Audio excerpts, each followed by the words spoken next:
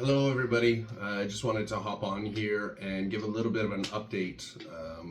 We weren't sure how the Gofundme was going to be received, how much traction we would get. It has been very positive, so first and foremost, thank you all. It's appreciated, whether it was likes, shares, engagement, involvement, donations. Obviously, goes without saying, but we're quite happy with how everything's going so far, and so I wanted to let people know exactly where the funds were going. I did receive some calls and texts and questions from clients, friends, and so here it is. What we'll be doing is it's referred to the ABC protocol, and it's based out of Panama. What will happen with that is it's a specific 5-week protocol that will have to be there. We work with 3 main organizations, and that's going to be the Brain Treatment Center, LATAM, in Panama. It will be the Aflora Health Center, which deals specifically with the microbiome, gut biome, and fecal transplant portion of the procedure. And then we work with the Regeneration Clinic of Panama, which is the stem cell portion of it. So once we arrive, essentially we end up having all the testing done. So we'll be doing a GMAP stool test, we'll be doing a urine organic acid test, and then an IgG and IgE, which my medical terminology is definitely not up to par, but it essentially measures the antibodies and immunoglobulin G in his body. Once they have that base, they will be doing a fecal transplant immediately. And what that does is really starts to improve the gut health. They found that individuals with ASD, or autism spectrum disorder, end up having a little bit different of a gut biome than non-neurodivergent individuals.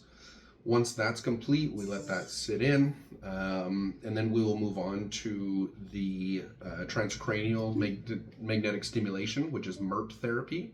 And we'll also be doing mesenchymal stem cells. And so what they'll do is essentially tie everything together between a healthy gut biome, stem cell intervention, transcranial magnetism, which will stimulate those stem cells to go to the places that we need to be.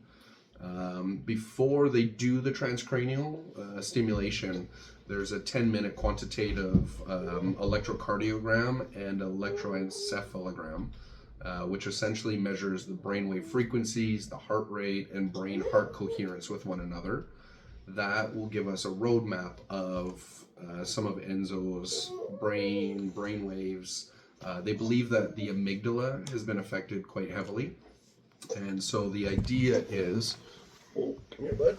The idea is that we either repair some of the connections that are damaged, or we end up actually rebuilding and creating new neurological pathways altogether for him. What's going on? You want to see people? You want to say hi? You want to say hi? No, no, no, no, no. Yeah, you happy? Happy? Happy. Here you go. So what will happen with all of those, as I say, is a cohesive treatment plan. In addition to those, Enzo will be doing hyperbaric treatments, which we are already executing here, and that will be included in the protocol in Panama. I believe that's on a daily basis or every other day. And so what that does is it just force oxygenates the blood. And so we're hoping that, as you can hear, Enzo recently we've found the ability to make noises, but there's really no rhyme or reason, and there's no cognitive connection with those noises. And so what ends up happening with that is we're hoping that, we know that he's obviously shown progression, and so that's really why we're focusing on this therapy, is he has shown the vitality and the ability to actually show progression, and this is definitely by far the most conclusive procedure altogether, and the least I guess, kind of the least intrusive, if you will. So with that, I mean, this is the update. That's what the funds are going to. I am going to be posting a link to the ABC protocol. In there, you can look and see exactly what is included in that. Some of the costs involved, the breakdowns, so you really can verify what the cost of this is. A few side notes. I do want to mention that I won't be withdrawing any of the money until either A, we've completed the GoFundMe, or B, we do not receive any further donations and we're close to doing a treatment.